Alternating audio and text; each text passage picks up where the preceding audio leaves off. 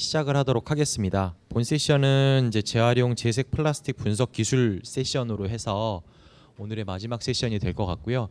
저는 이 세션의 좌장을 맡은 한국생산기술연구원 패키징 기술센터의 강동호 박사라고 합니다. 반갑습니다. 예. 먼저 첫 번째 발표는 지난 포장마켓 때부터 계속 지원도 많이 해주시고 그 다음에 여러 가지 그 좋은 내용들을 많이 발표를 해주시고 계신 김영민 차장님께서 지속 가능한 고분자 재료의 공정 최적화 및 최종 제품 특성화에 대한 열 분석 사례로 해서 발표를 해주시도록 하겠습니다. 예, 발표 부탁드리겠습니다. 네, 안녕하십니까. 저 우선 제 소개 다시 먼저 드리겠습니다. 저는 TA 인스트루먼트 워터스 코리아 소속의 김영민 차장이라고 합니다. 이렇게 발표 기회를 주신 포장학회 관계자분들과 경청해 주실 분들에 대해 우선은 인사 먼저 드리겠습니다. 네, 방금 소개해 주신 대로 저는 열 분석 사례에 대해서 설명을 드릴 거고요. 그 전에 앞서서 저희 TA 인스트루먼트에 대한 그 간략한 회사 소개 먼저 드리겠습니다. 그래서 TA 인스트루먼트는 저희는 열 분석 아니면 유변학 쪽에 시장 점유율 1위를 달리고 있는 회사고요. 저희가 워터스 코리아와 말 그대로 워터스라는 회사와 동일 회사입니다. 이게 HPLC 시장 점유율 1위인 워터스와 동일 회사인데 저희가 97년도에 인수합병이 됐고요. 대신에 이제 저희가 자회사 개념으로 TA 인스트루먼트라는 브랜드를 계속 가져가면서 지속적인 인수합병을 통해서 점점 볼륨을 키워나가고 있는 회사라고 생각해 주시면 될 것 같습니다.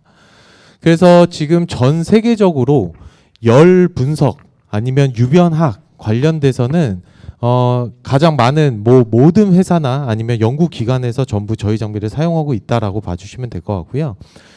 TA 인스트루먼트에서 어떤 제품을 사용하냐라고 간혹 가다가 좀 열 분석과 유변학밖에 없다라고 생각하시는 분들이 계실 수도 있지만 실질적으로 내가 어떤 연구를 하기 위해서 샘플에 열을 가하면서 거기서 나타나는 물성을 구해야 된다라고 하면 모든 장비를 다 갖고 있다라고 생각해 주시면 될 것 같습니다. 그래서 여러 가지 제품군들이 있으니까 요거 설명하기에는 제가 시간이 조금 부족한 것 같고요.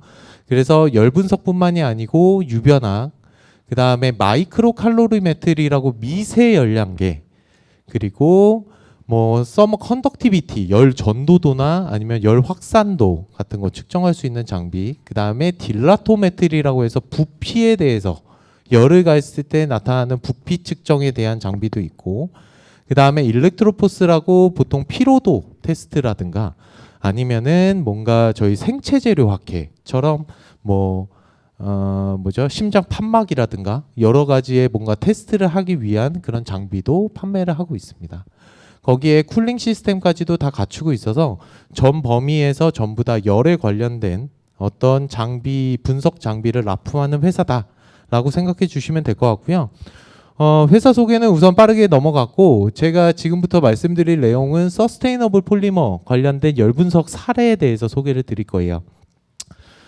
저희 본사에서도 대표적으로 계속 밀고 있는 지금 현재 응용은 배터리, 이거는 어느 회사나 다 마찬가지겠죠.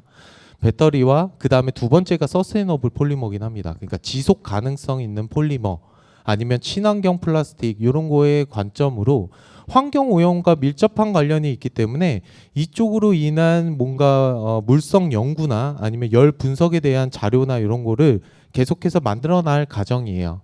물론 나중에 가서 만약에 수요가 어떤 특정한 어플리케이션에 맞는 장비가 필요하다라고 하면 그것도 개발될 정도의 지금 주력으로 좀 밀고 있는 응용이긴 합니다. 그리고 라이프 사이언스 요렇게까지가 보통 저희 회사에 지금 추진해 나가는 그런 거라고 보시면 될 것 같고요. 전체적인 플라스틱에 대한 내용을 봤을 때 저희 열 분석이라고 하면은 사실 폴리머와 굉장히 밀접한 관련이 있죠. 여기 계신 분들 전부 다 폴리머에 관련돼서 보셨겠지만 열 분석은 무조건 논문이나 어디에 하나쯤은 실리게 됩니다. 그래서 보통 우리가 흔히 아는 PPP, PET, PVC 이런 종류로 여러 가지 시장 상황에서 계속적으로 만들어 나가고 있고 이게 기존 전에 아마 참석하셔서 들었던 것처럼 친환경 플라스틱이라고 하지만 새롭게 생산하는 제품의 수율이 훨씬 더 좋기 때문에 가격이 너무 저렴하기 때문에 실제로 재활용보다는 새 거를 쓰는 게 훨씬 더 아직까지는 훨씬 더 유리한 상황이긴 합니다. 그래서 가장 많이 사용하는 분야, 폴리머가 가장 많이 사용되는 분야는 패키징 쪽에서 제일 많이 사용을 하죠. 그 외에도 뭐 건설 자재나 아니면 자동차나 뭐 케미칼, 뭐 운동화 이런 쪽에도 여러 가지가 있긴 하지만 전 세계적으로 폴리머가 많이 생산되는 것이 문제긴 합니다. 그래서 우선은 그런 폴리머가 생산되는 플라스틱이 생산되는 과정을 보면 당연히 로우 머터리얼 먼저 석유화학에서 먼저 뽑아내는 회사가 분명히 있을 거고요. 그 다음에 폴리머를 생산하는 업체, 그 다음에 내가 맞는 물성과 색깔을 맞추기 위해서 마스터 배치하는 회사가 있을 거고, 그거를 또 내가 원하는 모양으로 가공을 하는 컨버트 회사, 그 다음에 마지막으로 엔드마켓으로 빠지게 됩니다. 근데 요 각각의 공정에서 결론적으로는 아주 미세한 레진들, 그러니까 뭔가 버라고 보통 얘기를 하죠. 일반적인 샘플을 만들고 그 특정 상품을 만들고 남아있는 어떤 부스레기들, 그런 버 같은 형태나 아니면 재활용을 했을 때 거기에서 나타나는 물성들, 아니면 케미컬 리사이클링을 했을 때 어떤 물성을 가지는지에 대해서 저희가 전반적으로 다 물성에 대한 평가를 해야 된다는 거죠. 플라스틱에 대해서 우리가 쉽고 아주 편하게, 지금 여기도 이렇게 보면은 다들 하나씩은 다 자리에 갖고 계시죠. 저도 마찬가지로 무조건 플라스틱에 해당하는 제품을 아주 편하고 쉽게 사용을 하고 있는데 너무 가볍고 그리고 가격이 싸고 그 다음에 뭔가 변질의 위험이 없는 게 사실 플라스틱의 장점입니다. 단점은 지금 보시는 바와 같이 아주 환경 오염에 대한 문제가 점점 부각되고 있죠. 그래서 이 환경 오염에 대한 인식을 저희가 갖고 있음에도 불구하고 사실 많은 투자나 아니면 정부의 규제나 뭐 이런 것들이 많이 없는 거는 사실입니다.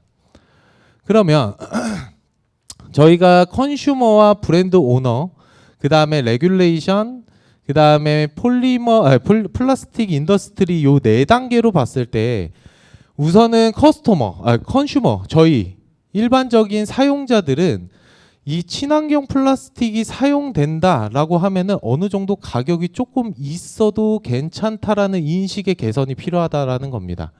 즉 내가 물을 하나 사 먹더라도 이거는 에코 마크가 박혀 있네 라든가 아니면은 에코 플라스틱을 사용했구나, 친환경 플라스틱을 썼구나라고 하면은 얘는 일반적인 플라스틱보다 가격이 좀 더 비싸도 괜찮아라는 인식이 필요한데 사실 그 인식을 바꾸기가 어렵죠. 그렇다고 항상 텀블러와 뭐 일회용품 줄이기라고 해서 그렇게 한다고 한들 삶이 너무 팍팍해지는 게 사실 문제긴 합니다. 그래서 우선은 컨슈머들의 인식 개선이 우선은 필요하고, 그 다음에 브랜드 오너, 이것도 마찬가지로 폴리머를 생산할 때 우리가 플라스틱 병이든 패키징 재료를 생산할 때 거기에 맞춰서 내가 얼마나 많은 친환경 플라스틱을 사용하느냐 아니면 리사이클링 플라스틱을 이용하냐에 대해서 이 브랜드 자체가 조금 더 신경을 써서 만들어야 된다라는 겁니다. 저쪽에서 만약에 원가 절감으로 인해서 우리는 그냥 새 플라스틱 쓸래 이렇게 돼버리면 결국엔 계속해서 악순환이 반복되는 거니까 결국에는 브랜드에서도 이런 식으로 계속해서 연구와 투자가 계속 이루어져야 된다고 생각하고요. 레귤레이션도 문제입니다. 지금 유럽과 뭐 미국 이런 쪽에서는 이제 점점 또 플라스틱 줄이기, 그 다음에 아예 이제 생산 자체를 못하게 만드는 규제가 나타나고 있는데 아직까지 한국은 그렇게 많지가 않죠. 그래서 이런 규제 같은 것도 친환경 플라스틱을 썼을 때 정부에서 세금 감면 혜택을 준다든가 이런 식의 인식 개선이 좀 필요할 것 같고, 마지막으로 플라스틱 인더스트리, 여기는 재활용 플라스틱을 썼을 때 기존의 새 플라스틱보다는 물성이 낮은 게 아닌 동일한 형태의 물성을 가질 수 있게 연구가 계속 지속돼야 된다라는 겁니다. 그래서 사실 나머지는 거의 인식 개선과 제도 개선이지만 결론적으로 제일 중요한 거는 이런 지금 저희가 분석기기를 판매하는 회사로서 말씀드릴 수 있는 거는 플라스틱 인더스트리가 좀 중요하죠. 그래서 어떻게 해야 물성을 높일 수 있냐에 대해서 이제 연구가 지속돼야 된다라는 겁니다. 그래서 방금 전에 설명드렸던 로우 머터리얼부터 뭐죠? 폴리머 생산 업체, 그다음에 마스터 배치, 뭐 컨버트, 그다음에 엔드 마켓이 있을 때 각각의 리사이클링 되는 순간들이 있습니다. 그러면 리사이클링이 됐을 때 아시다시피 두 가지가 있죠. 케미컬 리사이클링과 메카니컬 리사이클링. 그래서 요 다음 페이지 보시면 PIR이라고 하는 거. 저희가 공정 과정에서 남아 있는 아까 부스레기들, 버거 같은 것들, 그런 것들 모아놓는 것들이 있고, 그 다음에 PCR이라고 해서 다 사용되고 그 다음에 버려진 그런 것들에 대해서 두 가지로 보통 받을 수 있는데요. 당연히 우리가 메카니컬 리사이클링은 플레이크로 만들어서 보통 펠렛 형태로 다시 만들죠. 근데 이것도 항상 포장학회에서 나오는 얘기는 수율의 문제가 있습니다. 수율의 문제가 있어서 안에 담배꽁초가 들어가 있거나 아니면은 뭐 오염이 많이 너무 심하게 되면 그 세척 과정에서 비용이 너무 비싸게 들기 때문에 그것들이 이제 문제가 되는 거죠. 그래서 메카니컬 리사이클링이 가장 손쉽게 원래 형태로 다시 녹여서 재생산할 수 있지만 문제는 여기에 따른 물성의 변화나 아니면은 가격의 차이가 생길 수 있다라는 거고요. 케미컬 리사이클링은 아예 화학적으로 완전히 분해시켜서 다시 펠렛 형태로 만드는 건데 요거 자체는 비용이 더 많이 들게 됩니다. 근데 물론 원재료 상태로 돌아가기 때문에 아주 깨끗하고 새 상품의 형태로 돌릴 수 있다라는 거죠. 그래서 실제로 뭔가 저희가 리사이클링 플라스틱을 쓸 때 요 두 가지로 보통 얘기를 하고요. 그래서 각각의 단계에서 내가 연구하고 계시거나 아니면은 몸담고 있는 회사에서 어느 단계에 있는지에 따라서 우리가 보고자 하는 것들이 조금씩 다릅니다. 그래서 그 업체에 해당하는 거대로 저희가 장비군을 나눠놨습니다. 요거 넘어가고요. 그래서 뭔가 처음에 로우 머터리얼 단계에서는 당연히 뭐 HPLC나 LC메스라든가 아니면은 TJ메스 같은 것처럼 뭔가 원재료 분석이 있다면 그 다음에 폴리머 매뉴팩처, 그 다음에 마스터 배치, 그 다음 컨버트 회사에서는 물성에 대해서 열적인 물성에 대해서 봐야 되기 때문에 보통 열 분석기가 많이 쓰입니다. 그리고 엔드마켓, 그 다음에 리사이클링 할 때마다 각각에 해당하는 어플리케이션과 장비군을 나열해 놨으니까 나중에 돌아가셔서 요거 보신 다음에 아 내가 요거를 하기 위해서 이런 실험을 하기 위해서는 어떤 장비가 필요하구나 라고 봐주시면 될 것 같아요. 그래서 파란색은 워터스에서 판매하고 있는 거고 요 노란색으로 주황색으로 되어 있는 거는 저희 TA에서 납품되는 장비들이라고 봐주시면 될 것 같습니다. 자, 그러면 우선은 저희가 플라스틱을 만들 때 가장 중요하게 생각하는 거는 제품을 얼마나 공정해서 잘 만들 수 있냐.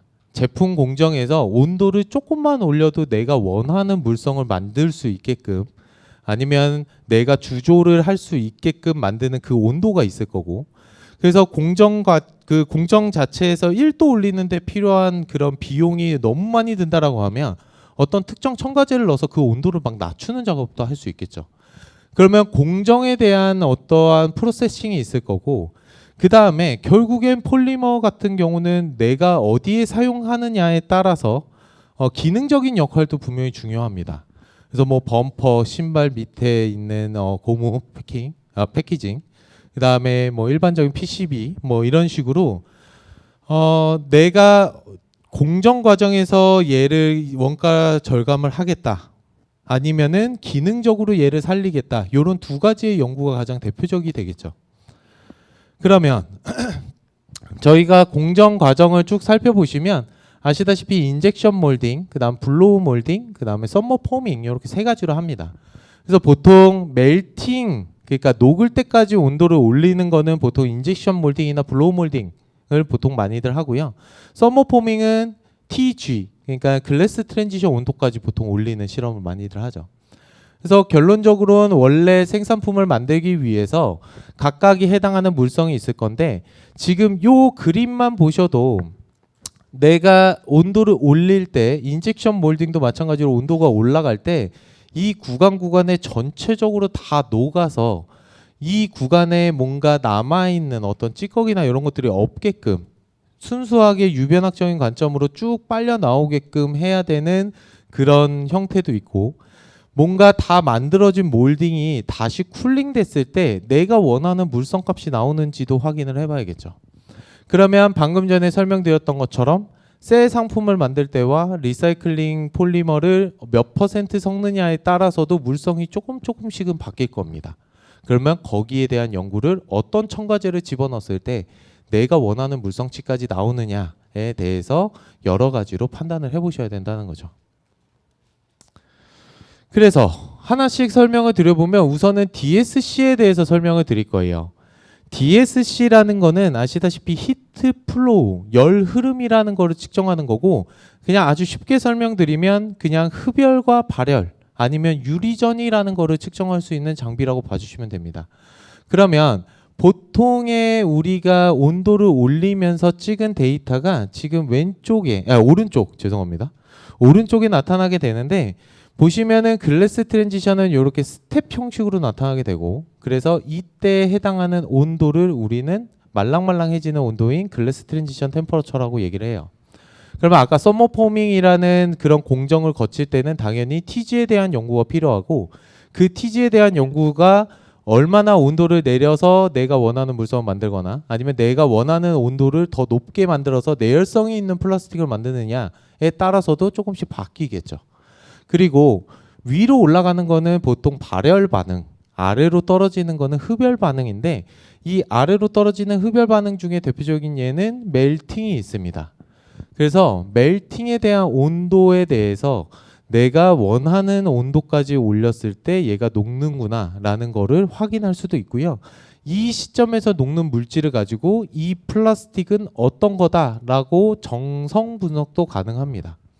왜냐하면 각각의 폴리머들마다 녹는 점이 틀리기 때문에 그 특성이 여기서 나타난다고 봐주시면 돼요. 물론 혼합물이 되고 완전히 컴포짓이 된 폴리머라고 하면은 조금 다르게 나오겠지만, 실질적으로 단일 폴리머인 경우에는 이렇게 특정한 멜팅 포인트를 갖고 있기 때문에 얘가 어떤 물질이다라는 거를 대략적으로 알 수는 있습니다. 그리고 OIT라는 테스트도 많이 합니다. OIT라는 거는 옥시데이션 인덕션 타임이라고 보통 얘기를 하는데요. 산화 도입 시간이라고 보통 부릅니다. 얘는 멜팅 될 때까지 온도를 올려서 액체 상태로 만든 상태에서 저희가 에어나 O2를 투입하게 되죠. 에어나 O2를 투입했을 때 얘가 도대체 몇 분 정도 있어야 산화가 일어나는지를 보는 실험을 OIT 실험이라고 합니다. 그래서 공정 자체에서 내가 폴리머를 녹여서 내가 어떤 주조 틀에 넣고 블로우 몰딩을 할 건데, 그 녹아 있는 상태에서 산소랑 접촉됐을 때 얘가 도대체 몇 분 만에 산화가 되는지를 판단할 수 있는 거고요. 이 산화가 말 그대로 만약에 너무 낮은 온도부터 그러니까 너무 짧은 시간부터 산화가 일어난다라고 하면 산화제 같은 거를 좀 더 넣어서 얘를 더 뒤로 미루는 그런 형태로 바꿀 수 있겠죠. 그래서 전체적으로 뭔가 저희가 산소라든가 아니면 가스 분위기, 그러니까 여러 가지 가스 분위기와 그 다음에 원하는 온도에 따라서 그 제품의 특성, 물성에 대해서 볼 수 있는 이런 거를 저희는 DSC라고 얘기를 하고요. 제가 말씀드리고 싶은 거는 모듈레이티드 DSC라는 기능입니다. 요 모듈레이티드 DSC라는 기능은 뭐냐면, 혹시 여기서 DSC 찍어보신 분들이 분명히 계실 건데, DSC를 찍다 보면 대표적인 폴리머가 아니면 사실 이 좀 두리뭉실하게 나오는 경우가 많습니다. 그러니까 분석하는 데 있어서 굉장히 어려움이 있는데, 요 DSC, 모듈레이티드 DSC라는 기능을 쓰시면 조금 더 쉽게 분석이 가능합니다. 그 이유가 뭐냐면, 보통은 온도를 리니어하게 그냥 직선의 형태로 쭉 온도를 올리면서 측정을 하는 게 일반적인데, 얘를 사인파 형태로 히팅 쿨링을 반복하면서 가게 되면 비열에 대한 성분과 그 다음에 흡열과 발열에 대한 성분을 분리해서 보실 수 있습니다. 그럼 분리해서 볼 수 있으면 밑에 보이시는 그래프처럼 보통 나타나게 되는데요. 밑에 보는 그래프를 보시면은 빨간색이 우리가 알고 있는 일반적인 DSC 커브인데, 파란색처럼 CP, 비열에 대한 성분만 별도로 빼서 볼 수 있습니다. 그러면 글래스 트랜지션이라는 그 전이 자체가 보통은 비열의 변화로 나타나게 되니까 여기에서 스텝이 생기면 얘는 무조건 유리전이가 되는 거예요. 근데 만약에 내가 지금까지 계속 나는 유리전이로 판단하고 내가 측정을 했었는데 실제로 MDSC를 찍어봤더니 이런 스텝이 안 보인다라고 하면 걔는 유리전이가 아닐 가능성이 많다라는 겁니다. 그래서 뭔가 분석에 도움이 되거나 아니면 정확한 TG 연구를 하는데 좀 도움이 되는 기술이라고 봐주시면 될 것 같고요. 그래서 실제로 PET를 가지고 측정을 하게 되면 원래 유리전이 나오고 보통 콜드 크리스탈리제이션, 냉결정이라고 하는 결정이 생기고 그 다음에 뒤에 여기쯤 돼서 멜팅이 이렇게 나타나는 게 일반적인 그래프예요. 지금 다 갖고 계신 PET 그 지금 물병 그거 잘라갖고 찍으면 이렇게 보이시는 그래프처럼 보는 게 일반적입니다. 초록색처럼. 근데 얘를 MDSC를 찍게 되면은 파란색 커브처럼 비열에 대한 성분만 따로 빼서 볼 수 있으니 비열의 변화가 나타나는 이 구간이 확실하게 유리전이다라고 판단할 수 있겠죠. 그래서 아시다시피 여기다가 85도 정도에 해당하는 물을 집어넣게 되면 분자 운동이 갑자기 일어나니까 얘가 수축을 해서 원래의 형태로 돌아가려고 하는 거죠. 그래서 유리전이가 보통 나타나고 결정이 일어날 때는 CP가 약간 비열이 감소합니다. 왜냐하면 결정이 일어났기 때문에 그 사슬의 자유도가 감소해서 보통 CP가 약간 감소했다가 여기서부터 슬슬 비열이 점점 커지면서 결정 구조를 녹이는데 열이 필요하기 때문에 이렇게 떨어지는 흡열픽이 나타나죠. 근데 논리벌싱이라고 보통 비가역 반응 같은 것들이 많은데 요거 보시면 열 이력 분명히 여기서 봤을 때는 열 이력이 잘 보이지 않았지만 실제로는 열 이력을 조금 포함하고 있는 걸 확인할 수 있습니다. 그래서 열 이력이 나타나고 그 다음에 콜드 크리스탈리제이션 냉결정 요런 게 나타나는데 지금 여기 보시면 아무것도 원래는 없었다가 흡열이 나타나서 멜팅이 나타났는데 여기는 위로 올라가는 발열픽이 나타난다는 거죠. 그러면 얘는 뭐냐면 실제로 멜팅도 요 시점부터 일어나는 게 맞습니다. 즉 온도로 보시면 한 180도 정도 부근부터 조금씩 흡열 반응이 나타나는 게 여기서부터 녹았다가 결정이 생기고 녹다가 결정이 생기고를 계속 반복하는 거예요. 즉 녹았던 애가 다시 결정을 이루고 녹았던 애가 결정을 이루고 서로 계속 힘겨루기를 하다가 마지막에 멜팅이 그냥 이기는 겁니다. 전체가 다 아몰펄스화 되는 거거든요. 그러면 이때 생긴 이 결정들, 이때 생긴 이 결정에 대한 물성은 우리가 무시할 수는 없죠. 저희가 만약에 PET를 만드는 어떤 회사에 다니고 내가 PET에 대해서 뭔가 원가 절감이나 아니면 물성이 좋은 제품을 개발을 해야 되는데 그때 나는 맨날 이 초록색 픽만 본다? 초록색에 대한 커브만 본다라고 하면 실제로 결정이 일어나는 이 구간은 아예 모르고 넘어가실 수 있다는 겁니다. 그래서 MDSC를 찍게 되면 우선은 전체적인 분석의 흐름을 좀 확인할 수 있다라는 거고요. 아주 미약한 TG도 측정이 가능합니다. 여기는 TG가 지금 안 보이죠. TG가 안 보이지만 실질적으로 봤을 때 TG는 아주 미약하게 비열에 대한 성분만 따로 빼서 보면 확인이 가능하고 그 다음에 요거는 겹쳐져 버렸네요. 여기가 TG인지 여기가 TG인지 모를 때는 이때도 비열에 대한 성분만 따로 빼서 보면은 앞에 부분이 TG구나 글래스 트랜지션이구나를 확인할 수 있습니다. 그리고 여러 가지 블렌드 되어 있는 폴리머 같은 경우는 막 멜팅과 막 화학 반응이 연쇄적으로 계속 일어나서 베이스라인 잡기가 어렵거든요. 어디가 흡열이고 어디가 발열인지 확인하기 어려운데 이런 것도 모듈레이티드 DSC를 쓰게 되면 TG 2개에 발열 2개 이런 식으로 뭔가 분석하는 데 굉장히 많은 도움을 줍니다. 얘도 마찬가지고요. 얘도 어느 시점에서 뭐가 나오는지에 대해서 실질적으로 확인할 수가 있기 때문에 조금 더 분석하기에 좋습니다.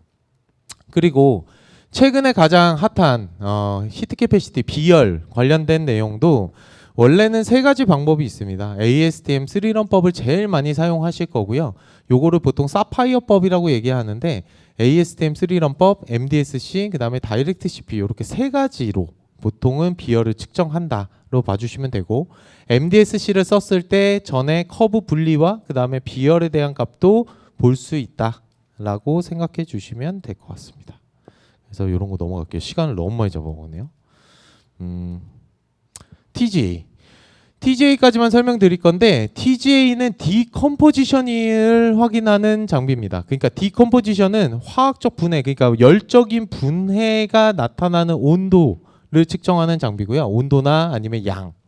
그래서 지금 보시면은 각각의 폴리머들에 따라서 분해되는 거동이 조금씩 다르고 Y축 자체가 퍼센트로 되어 있기 때문에 그 퍼센트가 각각 얼마씩 들어가 있다를 확인할 수 있는 정량 분석기입니다.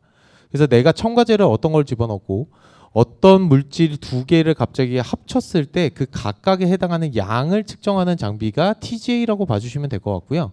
온도를 본다라고 제가 말씀드리긴 했는데 사실 그 온도를 정확하게 판단하기는 좀 어렵습니다. 대신에 이 그래프만 보면은 예를 들어 PVC는 200도가 넘어가면 분해가 일어나기 시작하는구나. 그러면 우리가 이 제품을 만들 땐 절대 200도 이상 올리면 안 되겠다라고 보통 판단을 하겠죠. 그래서 디컴포지션에 해당하는 뭔가 온도나 아니면 양에 대해서 보는 장비가 TGA다라고 생각해 주시면 되고, 최근에 많이 사용하는 거는 키네틱이라는 반응 속도입니다. 그래서 최근에 원래 이 반응 속도라는 거는 저희가 이런 플라스틱 물질을 어떻게 만들었을 때 얘가 그냥 상온에서 25도에서 반세기 정도 지나야 10%가 분해가 된다. 뭐 이런 식으로 만약에 평가를 할 때 보통 많이들 사용했어요. 그래서 우리는 반세기가 지나야지 분해가 되니까 굉장히 좋은 플라스틱입니다. 이런 식으로 썼다면 최근에는 거꾸로 씁니다. 요 업체에서 어떤 만약에 수분 필터다. 그러면 그 수분 필터를 우리 고객사에 5년마다 한 번씩 바꾸게 하고 싶어요. 얘네한테 그래야 제가 회사에서 먹고 사니까. 그러면 이 5년이 지난 샘플을 가지고 활성화 에너지를 측정을 해서 그 활성화 에너지를 가지고 라이프 타임을 계산한 다음에 이거 봐. 너네 5년 지나면 이렇게 1% 분해, 뭐 2% 분해가 일어나. 그렇기 때문에 너네 5년마다 한 번씩 우리 제품으로 계속 교체를 해야 돼. 라는 식으로 거꾸로 써먹기 시작했습니다. 그래서 사실 굉장히 저한테는 막 충격적이었거든요. 이게 무조건 오래 가면 갈수록 좋은 거 뭐 이렇게 판단을 했지만 최근은 요거를 거꾸로 이용하기 시작했다. 그래서 이 키네틱이라는 거는 지금 보시는 것처럼 라이프 타임이라는 걸 구할 수 있어서 최대 뭐 내가 몇 도에서 몇 세기 뭐 아니면은 뭐 300도에선 1시간 뭐 이런 식으로 내가 원하는 시간에 따라서 어떻게 분해가 일어나는지를 볼 수 있고요.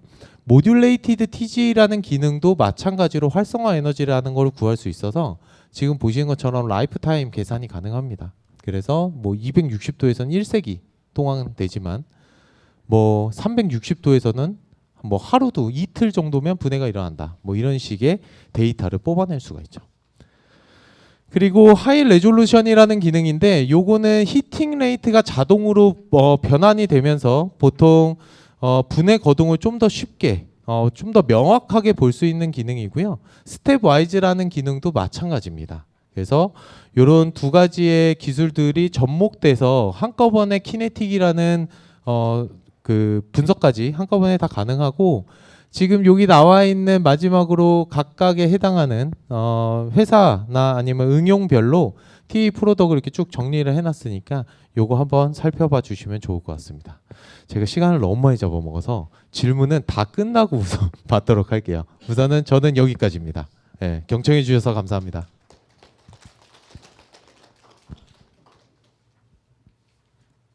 예, 좋은 내용 감사드립니다. 다음은 같은 TA 코리아에서 그 김태희 과장님께서 그 지속 가능한 고분자 재료의 공정 최적화 및 최종 제품 특성화에 대한 유변학 분석 사례로 해가지고 발표해 주시겠습니다. 예. 네, 안녕하세요. 저는 TA 코리아 응용 지원 담당하고 있는 김태희라고 합니다. 앞에서 들으셨던 것처럼 그 열 분석 관련된 내용에 이어서 저는 이제 유변학 분석을 가지고 어떻게 저희 이 제품군을 가지고 분석할 수 있는지 사례 위주로 좀 설명을 드리겠습니다. 일단은 유변학을 이용해서 만약에 이제 뭔가 테스트 분석을 해보고 싶다라고 하면 앞에 나와 있는 목적을 가지고 활용을 해볼 수가 있을 건데요. 크게는 일단 저희가 패키징 재료들은 대부분 고분자 또는 대체할 수 있는 고분자 재료를 쓰기 때문에 그 재료들에 대한 특성을 분석하는 데 활용할 수 있습니다. 그 특성이라고 하면 이제 분자량이나 분자량 분포 또는 결정화가 얼마나 되어 있는지 이런 것들이 모두 포함이 되고요. 그다음 두 번째로는 가공 조건에 대해서 설정하는 데 도움을 받을 수가 있습니다. 저희가 보통 플라스틱 공정을 가지고 내가 원하는 모양으로 가공 성형을 하시잖아요. 그럼 성형할 때는 결국에는 이 플라스틱 재료를 녹여서 내가 원하는 형태로 이제 성형할 때 적당한 점도 범위가 있을 겁니다. 그래서 그 공정 조건에 대해서 테스트를 통해서 정량화된 데이터들을 보실 수가 있고, 그다음 마지막으로는 최종 제품에 대한 성능입니다. 실제로 저희 이 플라스틱 재료를 가지고 예를 들어 재생 가능한 재료들로 똑같은 제품을 만들었을 때 과연 이전에 썼던 그 플라스틱 재료와 똑같은 성능을 낼 수 있을지, 똑같은 강도를 가지고 있을지 이런 것들을 측정하고 싶을 때 저희가 유변화 분석을 활용하실 수가 있을 거고요. 그 여러 가지 공정 단계별로 필요한 점도나 또는 공정 속도들이 다르기 때문에 이것들에 따라서 우리가 유변화 분석을 접근할 수 있게 될 겁니다. 그래서 보통 이런 레오미터 종류라고 보통 이름을 부르고요. 이 레오미터는 회전형 레오미터를 말씀드리는 겁니다. 그럼 회전형 레오미터에서 저희가 측정할 수 있는 것들은 이 유변학 분야라고 해서 이 분야는 좀 생소하신 분들을 위해서 이 흐름과 변형에 대한 학문입니다. 그래서 이 재료가 얼마나 흐름성이 있는지, 얼마나 변형이 잘 일어나는지 이런 것들을 측정할 수 있는 학문 분야라고 보시면 되고, 그 유변학 장비인 레오미터를 이용해서 측정할 수 있는 수치값은 결국 여기 나와 있는 비스코시티, 점도, 우리 보통 전단 점도라고 하죠. 그 점도 값하고 그 다음에 점탄성에 대한 결과를 구할 수 있습니다. 점탄성이라고 하면 얼마나 이제 끈적끈적하냐 또는 탄성이 있는 재료냐 이런 것들을 이제 재료별로 구분을 하실 수 있다고 보시면 되고요. 그러면 저희가 다루고자 하는 이 플라스틱들, 즉 폴리머를 가지고 이 유변학 데이터를 구하게 되면 아까 말씀드린 것처럼 분자량이나 분자량 분포 또는 롱체인 브랜치 얼마나 가지가 쳐져 있는지 이런 구조적인 측면에 대해서 연구하실 수 있고, 그리고 나머지는 이제 멜트 폴리머 상태에서 그 상태의 공정 단계에 우리의 제품이 점탄성이 적절한지에 대해서 평가할 때 활용해 보실 수가 있습니다. 그래서 요거는 그냥 참고로 봐주시면 되는데 결국 점도와 모듈러스 탄성률이라고 보통 표현을 하는데 이 물성을 구하기 위해서는 저희가 저어주는 속도인 쉬어 레이트와 그 다음에 거기 샘플에 가해지는 스트레스 힘, 그 다음에 샘플에 가해지는 변형 이런 관계들을 밝혀낼 수 있어야 됩니다. 그렇다는 건 보통은 플레이트 판 사이에 샘플들을 녹여서 로딩을 하고요. 그 다음 그 샘플을 돌리면서 또는 비비면서 측정을 합니다. 그러면 이 여기 나와 있는 이 물성들을 얻어낼 수가 있게 되고요. 그럼 보통 폴리머들은 잘 아시겠지만 이런 펠릿 형태나 아니면 파우더, 플레이크 형태로 보통 존재하게 될 거고요. 여기에다가 내가 원하는 대로 뭔가 가공할 때 활용을 할 텐데요. 이 재료 자체에 대해서 우리가 유변화 분석을 할 때 이대로 제품을 받아서 내가 가공에 활용되는 온도까지 올려놓고 그때 점탄성 분석을 진행을 합니다. 그러면 보통은 저희가 트리밍을 통해서 저희 요 플레이트 판 사이에 샘플 얹어놓고 이 빨간색이 샘플인데요. 샘플 얹어놓고 이제 실린더 모양으로 만들기 위해서 과장자리를 좀 긁게 됩니다. 근데 수동으로 이렇게 긁으셔도 되고 그거 외적으로 저희가 요런 수동으로 이렇게 트리밍 하는 과정들이 조금 번거롭다 보니 오토메이션, 약간 자동화를 시켜놨습니다. 그래서 여기 영상에 준비를 했는데 예를 들어서 이 가공 온도까지 올라가 있는 샘플을 플레이트 판 사이에 껴놓고요. 파란색이 샘플이죠. 그 다음에 이 오토메이션 시스템을 가장자리에 걸어놓고 시간이 지나면 자동적으로 이렇게 가장자리를 따줘서 예쁜 실린더 모양으로 만들어주게끔 디자인이 되어 있습니다. 그래서 오토트림 액세서리라고 하는 거고요. 이걸 쓰시게 되면 조금 더 분석을 더 용이하게 해보실 수 있을 것 같습니다. 그럼 샘플 로딩까지 다 마쳤으면 실질적으로 이 점탄성 실험들을 진행을 하실 거고요. 이 점탄성 실험은 그림에서 보이시는 것처럼 이렇게 샘플을 좌우로 왔다 갔다 비비면서 측정을 합니다. 이렇게 비비면서 측정을 하게 되면 제가 가해주는 변형인 비비는 현상을 이렇게 사인파형으로 나타내고요. 그거에 따라서 힘이 딸려오게 됩니다. 비비는 거에 따라서. 그래서 어떤 샘플들은 이 변형 준 것만큼 똑같이 힘이 따라오는 경우도 있고 어떤 것들은 내가 변형 줬지만 힘은 뒤늦게 따라오는 경우들도 있을 겁니다. 그래서 이 차이를 가지고 여기 나와 있는 이런 점탄성 물성들을 구해낼 수 있게 되고요.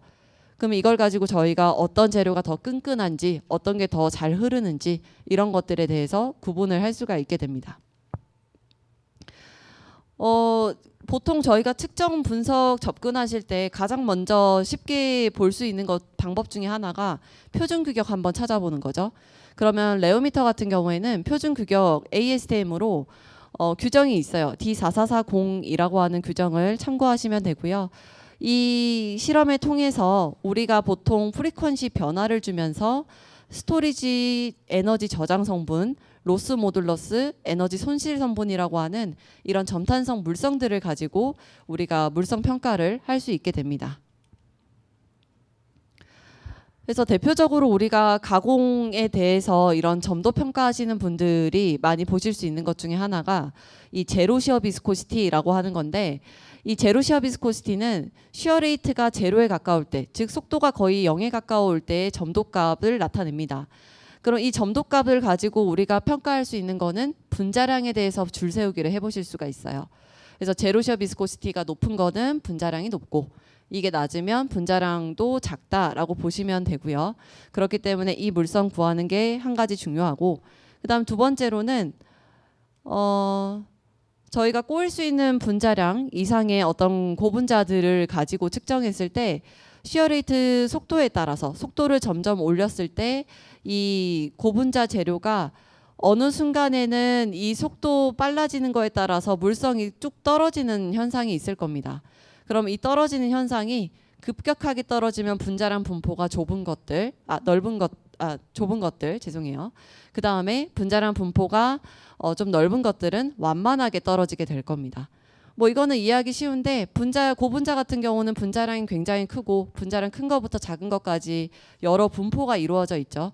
그랬을 때 우리가 시어 레이트에 따라서 만약에 물성 측정을 한다고 하면 분자량 작은 것들은 아무래도 힘이 적게 걸리니까 금방 점도가 떨어지게 될 거고, 분자량이 큰 것들은 조금 더 버티다가 점도가 떨어지겠죠. 그래서 이런 차이점들을 우리가 구분하는데 이런 유변학 분석을 활용을 합니다. 그래서 결국에 이런 오실레이션 테스트를 통해서 이 분자량과 분자량 분포에 대해서 어느 정도 비교를 해볼 수 있기 때문에 저희가 만약에 갖고 있었던 원래 기존에 사용했던 제품과 그 다음에 리사이클링해서 사용한 제품 간에 어떤 물성 차이가 있는지 확인하기 위해서 저희가 이런 유변화 분석들을 진행해 볼 수가 있고요. 뭐 원하신다고 하면 저희 소프트웨어 내에서는 예를 들어서 분자량과 분자량 분포 구할 때는 뭐 GPC나 이런 장비들도 많이 활용을 하실 텐데, 그 유변화 분석을 통해서도 우리가 분자량과 분자량 분포를 이제 계산해 줄 수 있는 소프트웨어가 있습니다. 그래서 필요하시면 이런 것들도 활용을 해보실 수가 있을 거고요. 그리고 저희가 시어 레이트에 따라서 결국에 점도 변화들을 관찰을 할 텐데요. 이 시어 레이트, 저어주는 속도에 따라서 비교하는 이유는 공정마다 가해지는 전단 속도가 다르기 때문입니다. 제가 블로우 몰딩을 하고 있는지 익스트루전을 하고 있는지에 따라서 가해지는 속도가 다르니까 그때 필요한 점도값을 구하기 위해서 필요한 거고요. 그 시어 레이트는 직접 계산을 통해서 어떤 영역에 해당하는지를 찾으셔야 그때 해당되는 적정 범위의 점도를 평가하실 수 있게 될 겁니다. 근데 이제 시어 레이트 한 방향으로 돌리면서 측정을 하다 보면 여기 영상에 보이는 것처럼 처음에 천천히 돌릴 때는 상관없는데 빨리 돌리게 되면 샘플들이 바깥쪽으로 좀 빠져나오게 될 겁니다. 그럼 측정이 잘 안 되겠죠. 그럼 그 측정을 보완할 수 있는 게 바로 아까 보셨던 비비면서 하는 실험, 오실레이션 실험을 하시면 이 빠져나가는 현상을 좀 피한 상태로 우리가 원하는 물성을 얻을 수 있게 됩니다. 그래서 우리가 콕스머츠라고 하는 변환식을 이용해서 이 쉬어 레이트 높은 구간까지를 예측해서 측정을 해보실 수가 있고요. 그래서 앞에 거는 어쨌든 이런 것들을 분석할 수 있다는 거를 대략적인 범위로 판단을 하시면 될 것 같고, 제가 가져온 거는 이제 실제 사례입니다. 그러면 실제 사례로 가져온 건 PET를 가져왔는데, 배치가 서로 다른 리사이클드 PET 4종을 가지고 왔습니다. 그래서 1, 2, 3, 4 숫자를 붙여놨고요. 그래서 어디서 제공했는지 이런 거 또 참고해 보시면 좋을 것 같고, 그럼 여기에서 이제 얘기가 나온 거는 결국 PET 제품을 가지고 우리가 리사이클링 하기에 굉장히 이제 수월한 점들이 있다 보니까 많은 부분들이 이 PET 리사이클링된 버전을 가지고 이제 버트를 제작을 하거나 이런 것들이 많은 사례로 이용이 되고 있을 겁니다. 그래서 요 PET 공정 관련해서 리사이클 되어 있는 이 PET가 과연 이 기존에 사용했던 것들과 어떤 차이점을 보이는지를 결과물로 보실 수가 있는데, 장비는 일단 이 회전형 레오미터를 이용을 했고요. 그 다음에 오븐 안에다가 온도를 높여줘야 되니까 오븐 시스템이 필요하죠. 그 오븐 시스템 안에다가 25mm짜리 직경의 평판 2개 사이에다가 샘플을 얹어 놓은 겁니다. 그럼 처음에 저희가 오실레이션 테스트를 하려면, 비비는 실험을 하려면 샘플이 파괴되지 않은 선까지 우리가 측정을 해야 되다 보니 이런 앰플리튜드 수입이라고 하는 걸 합니다. 이거 그렇게 복잡한 건 아니고요. 여기 나와 있는 스트레인은 결국 비비는 진폭이라고 보시면 되고, 이 진폭 값을 점점 늘리셨을 때 언젠가 재료가 파괴되는 시점이 있을 겁니다. 그럼 저희는 파괴될 때까지 측정은 안 하고 이 파괴 안 되는 지점에서 비비면서 측정을 해야 될 겁니다. 그래서 가공 온도인 280도까지 올려놓고 리사이클드 PET를 가지고 측정했을 때 대체로는 한 100% 좀 못 미쳐서 샘플이 이제 파괴되기 시작하는구나 라고 판단을 내립니다. 그러면 이제 실질적으로 우리가 오실레이션 테스트 할 때에는 좀 더 작은 범위 안에서 비비면서 우리가 측정을 진행하면 된다라는 내용이고요. 그럼 이런 예비 실험들을 통해서 실제 실험은 이렇게 합니다. 아까 진동수 변화하면서 ASTM 규정에 따르면 진동수 변화하면서 점탄성 물성을 본다고 했잖아요. 그래서 진동수에 따라서 점탄성 물성을 봤을 때 지금 280도에서 찍은 리사이클드 PET 두 번째 배치의 제품을 찍었을 때는 전체 영역을 살펴보니 스토리지 로스 모듈러스를 비교했을 때 상대적으로 로스 모듈러스가 큽니다. 자, 그렇다는 건 에너지 저장보다 손실이 더 크다는 거거든요. 그렇게 되면 제품은 리퀴드 라이크하게 움직이고 있다라고 판단을 내릴 수가 있습니다. 그래서 이런 특성과 더불어서 계산이 되는 건 컴플렉스 비스코시티, 즉 점도 변화도 우리가 관찰을 하실 수가 있고, 이 여기서 나온 점도를 가지고도 마찬가지로 제로 시어 비스코시티를 측정을 해서 아까 말씀드린 분자량에 대한 또는 분자량 분포에 대한 비교들도 해 나갈 수가 있습니다. 그래서 여기 나와 있는 여러 가지 1, 2, 3, 4 배치들을 가지고 직접 비교를 해봤더니 결국에는 1번 배치 같은 경우는 점도가 상당히 높지만 리사이클링을 꽤 많이 진행한 것들은 원래 물성을 유지를 못하기 때문에 이 점도들이 좀 떨어진 걸 확인해 볼 수가 있습니다. 그래서 두 번째, 세 번째, 네 번째 배치는 점도가 너무 많이 떨어진 걸 알 수가 있고요. 특히 3번, 4번 비교해 보니까 분자량 분포도 꽤 달라진 걸 알 수가 있죠. 아무래도 뭔가 리사이클링을 하면서 이 분포가 달라지는 거에 따라서, 그러니까 뭐 결정화나 이런 것들이 깨지면서 분포가 달라지면서 이런 결과물이 나온 걸로 보여집니다. 그거 외적으로도 이 제품이 이 온도에서, 가공 온도에서 안정적인지도 판단하셔야 되죠. 특히 PET 같은 경우에는 수분 드라잉을 충분히 안 하시면 서서히 경화가 조금씩 일어나기도 합니다. 그렇기 때문에 건조시킨 PET를 가지고 우리가 활용을 해야 되고, 그리고 가공을 한 후에 폴리머 제품은 물성이 다 달라지기 때문에 실제로 우리가 기존에 해왔던 280도라고 하는 가공 온도보다 더 낮은 온도에서 가공을 하셔야 될 수도 있습니다. 그래서 그런 안정성에 대한 평가들도 하실 수가 있고요. 그러면 그 온도가 어디에서 녹는지 확인하시려면 다른 열 분석 장비랑 겸해서 DSC를 활용하시면 어디서 녹는지 다시 확인을 해볼 수가 있죠. 그러면 제품마다 리사이클링 되어 있는 정도에 따라서 녹는 정도가 좀 차이가 나는 걸 확인해 보실 수가 있고, 그걸 바탕으로 그 온도 범위를 조금씩 바꿔가면서 점도가 과연 어떻게 바뀌는가도 우리가 측정을 해볼 수가 있습니다. 결과적으로는 여기서는 배치를 조금 바꿔서 리사이클링 시킨 PET가 더 낮은 온도에서도 가공이 가능한 걸 확인을 했고요. 그리고 그 온도를 낮춰도 물성이 크게 변하지 않는 것까지 확인을 했다고 합니다. 그래서 이런 식으로 공정 조건에 대해서 조금 변화를 주실 필요가 있을 것 같고, 뭐 그 외적으로도 예를 들어 뭐 이제 제품 안에 어떤 무기물 이런 것들이 들어있는 거에 따라서도 함량에 따라서도 이 유변환 물성들과 그다음에 TGA 물성들이 차이가 날 수 있기 때문에 이런 것들도 우리가 비교로 우리가 찾아내실 수가 있고요.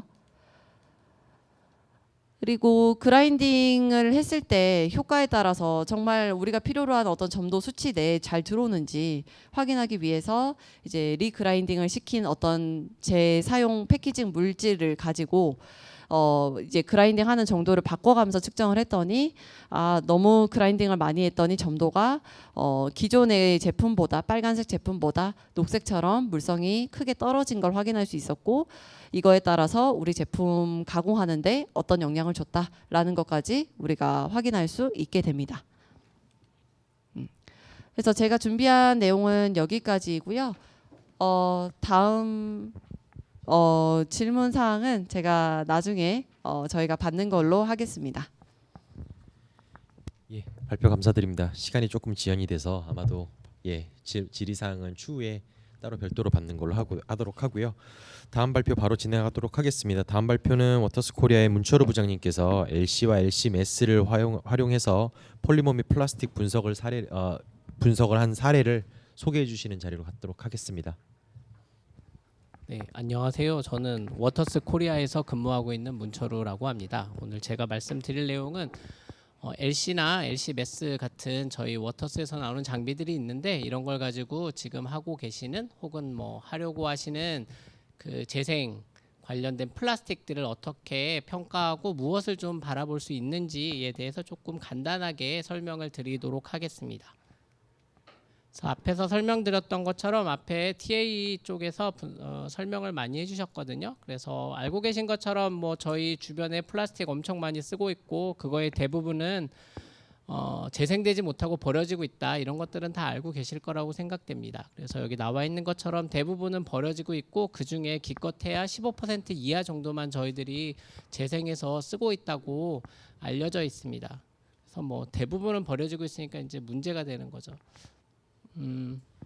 그래서 최근에 버려지고 많은 것들이 버려지니까 뭐 많이 들으셨겠지만 정부도 그렇고 뭐 기업도 그렇고 저것들을 좀 어떻게 재활용해서 쓸 수 있을까라고 많이 고민들을 하시잖아요. 그래서 저희들도 고객분들을 많이 만나고 있는데, 뭐 최근에는 저기 SK 이노베이션을 월요일에 방문해서 이런 얘기들을 한 적이 있습니다. 그래서 그쪽에서도 마찬가지로 재생 플라스틱 용기를 어떻게 우리가 좀 더 평가를 잘할 수 있을까, 좀 더 그럴듯한 것들을 만들어낼 수 있을까, 이런 얘기를 했었고, 최근에 LG화학 같은 경우도 거기서는 이제 미생물을 이용한 발효된 미생물들이 발효를 하게 되면 케미칼들을 만들 수 있기 때문에 그 케미칼들을 기존의 폴리머들과 이제 같이 섞어가지고 만드는 일종의 바이오 폴리머 형태 것들에 대해서도 어떻게 하면 좀 더 빠르게 분석하고 어떻게 하면 좀 제대로 된 제품들을 평가할 수 있을까, 이런 얘기들을 많이 하고 있습니다. 롯데케미칼도 마찬가지고 지금 저희들이 그런 기업들과 이런 작업들을 많이 하고 있고, 실제로 기업에서도 굉장히 큰 관심을 가지고 있고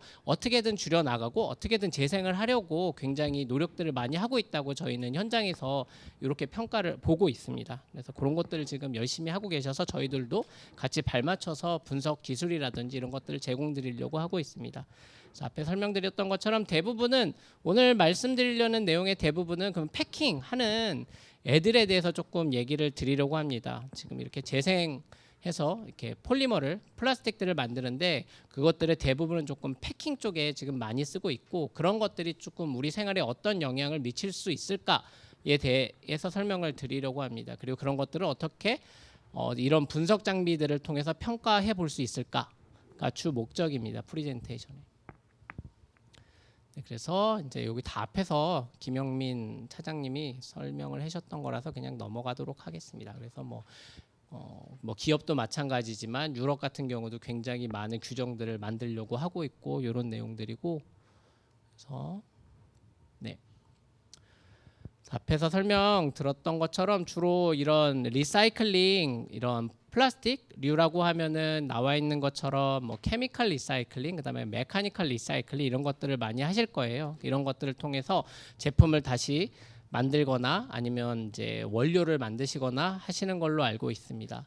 그래서 여기 나와 있는 것처럼 이런 케미컬 리사이클링을 통해서 어떤 원료를 만들거나 아니면은 펠렛 형태의 레진을 만들거나 그런 이런 것들을 가지고 다시 플라스틱을 만들어서 사용을 하시겠죠. 그러면 얘도 결국에는 마찬가지인데 이렇게 해서 결국에는 물성이 맞는 내가 원하는 형태의 플라스틱을 만들고자 하실 겁니다. 그런 종류의 것들을.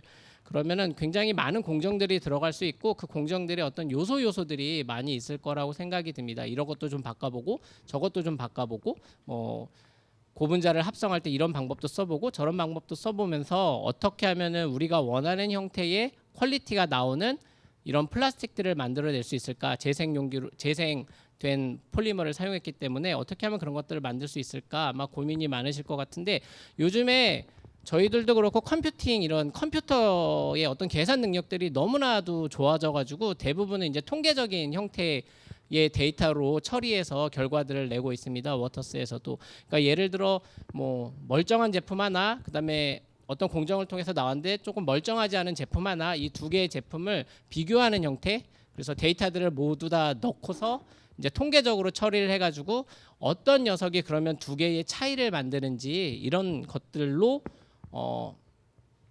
그 문제가 있는 점이 어떤 거였는지 그 녀석이 무엇이었는지를 찾아내는 것들을 많이 하고 있습니다.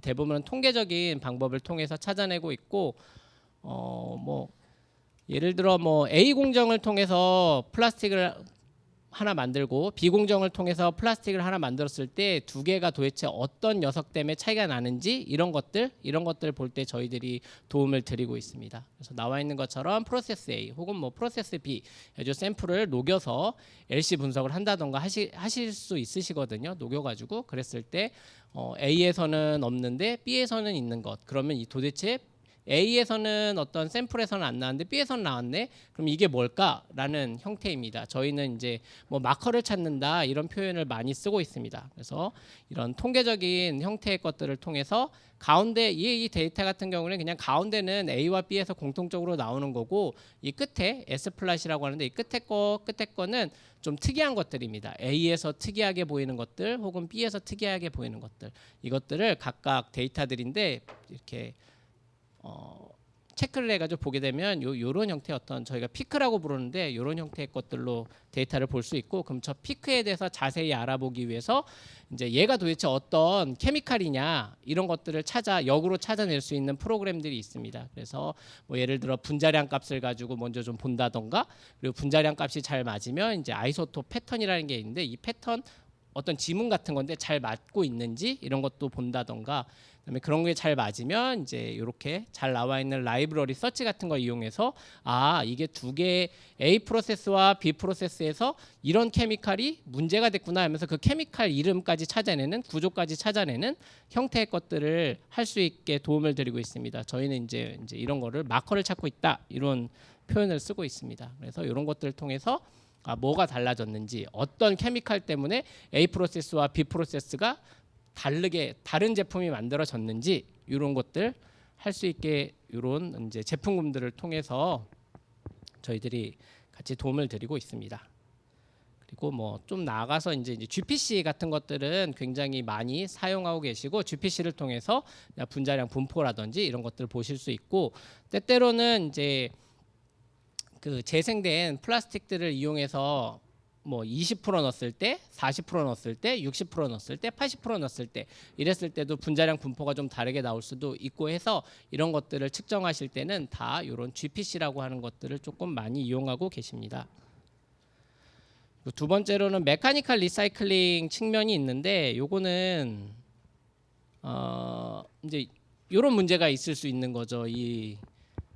이제 얼마나 많이 섞었느냐에 따라서 진짜 그러니까 버진한 녀석과 그 외의 녀석들이 어떤 차이가 있는지 이런 형태로 좀 보실 수 있고 가장 문제가 되는 게 앞에서 설명드린 것처럼 결국에는 이거를 물을 담는다던가 뭐 김치를 담는다던가 혹은 뭐 어떤 상품을 담는다던가 이렇게 조금 그런 쪽으로 많이 쓴다라고 알려져 있잖아요. 그래서 패킹용으로 많이 알려져 있는데 앞에서 보신 것처럼 이제 이렇게 좀 지저분해지고 이런 느낌이면 혹시 오염물질이 내가 먹고 있는 물에 들어가진 않는지, 내가 담아놓은 어떤 김치에 들어가지는 않는지 이런 일들을 좀 고민하실 수도 있을 것 같습니다. 그래서 그런 것들은 이제 저희가 ENL이라고 많이 부르고 있는데 Extractable and Leachable이라는 표현을 씁니다. 그래서 예를 들어 용기에다 김치를 담가놨는데 김치가 좀 애시딕하지 않습니까? 그래서 이 애시딕한 애들 때문에 용기에 있던 어떤 첨가제들이 이쪽으로 막 이렇게 빨려 들어오는 거죠. 익스트랙션 되는 거예요. 추출이 막 되는 형태? 그런 형태가 있을 수도 있고, 또 하나는 이런 어떤 애시딕한 애들과 그 용기와 만나서 어떤 뭐 반응 같은 거 일어나면서 전혀 우리가 생각하지도 못했던 것들이 새로 생성되는 거. 그래서 이런 것들은 저희가 또 리처블이라고 얘기를 하긴 합니다. 그래서 이런 용기들로부터 어떤 오염물질들이 우리 이제 식품 쪽으로 올 수도 있고 안 올 수도 있고 그렇지만 그런 것들을 어떻게 좀 찾아낼 수 있을까, 이런 것들도 지금 저희들이 얘기를 드리고 있습니다. 왜냐하면 이제 앞에 설명드린 것처럼 이렇게 조금 이런 형태로 나갈 수 있기 때문에 오염물질이 우리가 실제로 먹는 거에 들어오는 건 아닌가, 이런 것들을 많이 고민을 하고 계시고 실제로 이런 것도 굉장히 관심이 많으시고 화장품 쪽에서도 화장품 용기 쪽 그 분석하시는 분들도 이쪽에 굉장히 관심이 많으십니다. 유럽에서는 많이 이미 하고 계시고요. 그래서 보통 이제 그 추출되는 것들, 이런 것들은 저희가 플라스틱 만들 때 어떤 첨가제를 넣을지 이미 얼추 다 알고 계실 거거든요. 이런 첨가제 넣고 뭐 저런 첨가제 넣고 이런 거 이미 다 알고 계시기 때문에 보통은 라이브러리를 저희가 만들어 놓을 수가 있습니다. 그래서 샘플 이제 뭐 폴리머 그 용기, 플라스틱 용기 하나 가져다가 녹여가지고 이제 분석을 했더니 어떤 데이터들이 나올 거고, 그 데이터를 기존에 있던 라이브러리라고 하는 애들과 이렇게 딱 매칭시켰을 때 뭐 지금 이 샘플에는 첨가제 뭐가 있었다, 뭐 첨가제 B가 있었다, 이런 식으로 라이브러리 매칭 같은 것들을 통해서 이미 알고 있던 것들은 저희들이 좀 확인을 해볼 수가 있습니다. 그런데 문제가 되는 거는 알고 있는 거, 그러니까 고분자 첨가제를 뭘 집어넣었으니까 그건 저희들이 알 수 있을 거거든요, 보통. 그런데 그게 아니고 새롭게 뭔가 만들어지는 거, 언노운한 것들이 만들어지면 그런 것들은 조금 찾기가 어렵고, 그러면 그런 것들의 구조는 도대체 무엇인가라는 그 궁금증이 있으실 수도 있을 거거든요. 도대체 뭐가 들어간 건가? 그러면은 이제 여기 나와 있는 어떤 이런 방법들을 통해서 또 그 구조들을 저희들이 규명하거나 이게 아마 이거였을 거야라고 찾아내는 방법들이 있습니다. 그래서 워터스에서는 그런 것들을 지금 이런 제품들을 개발하고 하시는 쪽에서 저희들이 같이 업무를 진행하고 이렇게 하고 있습니다. 그래서 뭐 예를 들어 이런 알고 있는 물질 같은 경우에는 내가 샘플 하다가 이제 분석해서 딱 분석했는데, 그럼 얘네 소프트웨어가 이렇게 딱 알려주는 형태입니다. 지금 이 샘플 안에는 뭐 이런 첨가제들이 들어있어요라고 이렇게 모니터링 할 수 있게 나와주는 것들이 있고, 또 하나는 요거 같은 경우가 이제 유럽에서 그 스페인에 있는 자라고자, 이런 자라고자 어떻게 읽는지 잘 모르겠는데 스페인에 있는 이 유명한 교수님이 한 분 계시거든요. 여자 교수님인데 저번에 한 3년 전인가에 4년 전인가 식약처에도 한번 같이 저희랑 방문해가지고 발표를 드린 적이 있습니다. 그래서 여기 교수님도 계시는데 이 교수님이 이제 어떻게 하면 그런 익스트랙터블 앤 리처블에 관련된 컴파운드들을 좀 잘 확인하고 좀 잘 분석할 수 있을까, 이런 일들을 많이 하고 계시거든요. 그래서 저희와 같이 그 스페인 교수님과 이런 어떤 과정들, 이런 것들도 만들고 하고 있습니다. 그래서 이렇게 저희들이 이런 솔루션들을 제공드리고 있습니다. 그리고 최근에는 이제 특이한 일이 하나 있었는데, 유럽 쪽에서 저희 유럽에 그 매스 스펙트로메터 만드는 공장이 하나 있고 연구소가 있습니다, 워터스에. 그래서 거기에서 그 오일을 가져다가 저희가 가지고 있는 것들 중에 그냥 이런 판 위에다가 오일을 썰어서 이렇게 위에 올려놓으면 얘를 이제 스캔을 쫙 할 수 있는 그런 분석 장비가 하나 있거든요. 그래서 오일을 잘라다가 스캔을 쫙 시켰는데 그 오일 끝단에 프탈레이트들이 주르륵 이렇게 나오는 형태의 데이터를 저희들이 얻은 적이 있었거든요. 그래서 이런 것도 일종의 오일을 어떤 패키징 해가지고 딱 놨는데 이제 프탈레이트라고 하는 가소제가 오일 쪽으로 이쪽으로 다 넘어오는 형태, 이런 것들도 있을 수가 있어서 그런 것들을 저희들이 이제 이런 분석 장비들을 통해서 그런 것들을 확인을 하는 거죠. 어떤 오염 물질, 사람이 좀 먹으면은 별로 좋지 않은 것들, 이런 것들에 대해서 어떻게 평가할 수 있을까, 이런 것들입니다. 그리고 마지막으로는 바이오 플라스틱인데 최근에 이제 저희는 LG화학이랑 많이 하다 보니까 LG화학에서 이제 미생물 발효 같은 거 이제 하고 거기서 나온 케미칼들을 기존에 있는 것과 섞어가지고 이제 바이오 플라스틱 형태로 이렇게 만들어서 하는 것들입니다. 그래서 대표적으로는 아마 PLA 같은 것들이 아마 대표적인 것 같고 폴리락틱 애시드. 그래서 스타벅스 가면은 그 비싼 거 드시면 초콜릿 줄 때가 있잖아요. 그 이름은 까먹었는데 네, 커피 시키면 초콜릿 주는데 그 초콜릿 용기가 요걸 이렇게 써 있습니다. 거기 자기네들 이제 PLA로 만들었다. 그 초콜릿 용기를. 그래서 이 PLA 같은 거 경우에는 이제 바이오 데그라더블한 어떤 특정 온도와 특정 어떤 환경에서 얘가 분해되긴 하지만 어쨌거나 이렇게 좀 바이오 베이스로 된 이런 용기들을 만들기도 하고 아니면은 이제 석유학 베이스로 만들어진 요런 폴리머들도 있어가지고 이런 것들을 많이 쓰고 계시죠. 그래서 이런 것들은 굉장히 돈도 많이 들고 힘도 많이 들고 제가 그 석사 예전에 했을 때 미생물 발효해서 이런 케미칼 만드는 일들을 했었는데 그때는 되게 인기가 없었습니다. 이 미생물 발효해봤자 되게 힘들고 냄새도 많이 나고 이제 연구도 되게 힘들고 그랬는데 제가 한 10년 정도 지났는데 지금은 굉장히 이 미생물 발효해가지고 그걸 가지고 기존에 있는 케미칼과 섞어서 바이오 제품을 만드는 이런 게 굉장히 인기가 많아져서 저희 랩이 굉장히 인기가 많아졌습니다. 요즘에는. 그래서 요즘에는 이쪽으로 또 굉장히 많이 하고 계시는 것 같아요. 돈이 많이 들고 힘이 많이 들음에도 불구하고 기업에서 어떻게든 해내려고 하는 모습들을 저희들이 보고는 합니다. 그래서 이런 것들 같은 경우에는 이제 간단하게 분자량 정보를 알 수 있는 어떤 그런 매스 디텍터 같은 게 있습니다. 그래서 샘플을 가져다가 쿡 찍어가지고 그냥 기기 안에 집어넣으면은 분자량 정보를 알려주는 그런 간편한 장비 이런 것들도 기기 회사에서는 계속 만들고 제공 드리려고 하고 있습니다. 얘도 마찬가지로 어떤 HPLC나 이런 게 아니고 그러니까 어떤 샘플을 녹여가지고 LC 분리 분석하고 매스를 보는 게 아니고 그냥 바로 샘플을 매스 안에 집어넣어서 분자량을 보는 것들 이런 것들을 통해서 또 어떤 물질이 들어있는지 확인하는 그런 것들 많이 하고 있고 마지막으로는 폴리락틱 애시드 같은 경우에는 그 디폼과 엘폼 이런 것들이 있을 건데 엘폼 이런 것들을 어떻게 잘 배합을 해가지고 이제 그 우리가 원하는 어떤 퀄리티 있는 PLA를 만들 것이냐 이런 것들 연구를 많이 하실 거예요. 그래서 디폼과 엘폼이 몇 대 몇으로 들어있는지 이런 걸 좀 많이 보시려고 하십니다. 그랬을 때 이런 LC 같은 장비를 통해서 그러니까 분리를 시켜서 엘폼 그다음에 디폼 이게 몇 대 몇으로 들어있는지 이런 것들도 보실 수 있고 그렇게 하고 계십니다.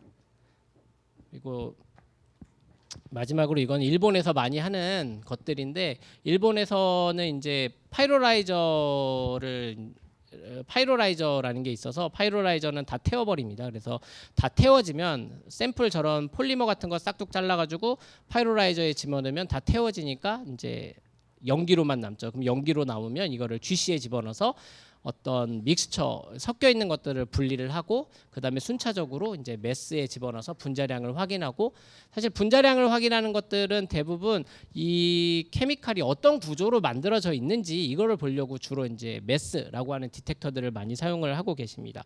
왜냐하면 내가 어떤 녀석들 때문에 물성이 나오고 안 나오고 어떤 유기화학 성분 때문에 물성이 나오고 안 나오고 이런 걸 보려고 추적하려고 하다 보니까 이런 매스 디텍터들을 많이 쓰고 있고 이제 파이로라이저라고 하는 장비까지 달아서 폴리머들을 분석하는 추세입니다. 그래서 일본 쪽에서는 굉장히 많이 쓰고 있는 장비들인데 한국은 그렇게 많이 쓰고 있지는 않습니다. 그래서 이런 것들을 이용을 해서 분리 분석을 하고 있고 저희도 이제 지금 뭐 아까 말씀드린 것처럼 이제 여러 기업들과 같이 이런 분리 분석 문제를 같이 협업하면서 이런 제품들의 퀄리티를 높일 수 있게 도움을 드리고 있습니다. 여기까지 제가 준비한 내용입니다. 네, 감사합니다. 예, 질의사항은 나중에 따로 별도로 해서 문의 주시면 될 것 같고요. 이상으로 세 번째 세션 모두 마치도록 하겠습니다. 예, 감사합니다.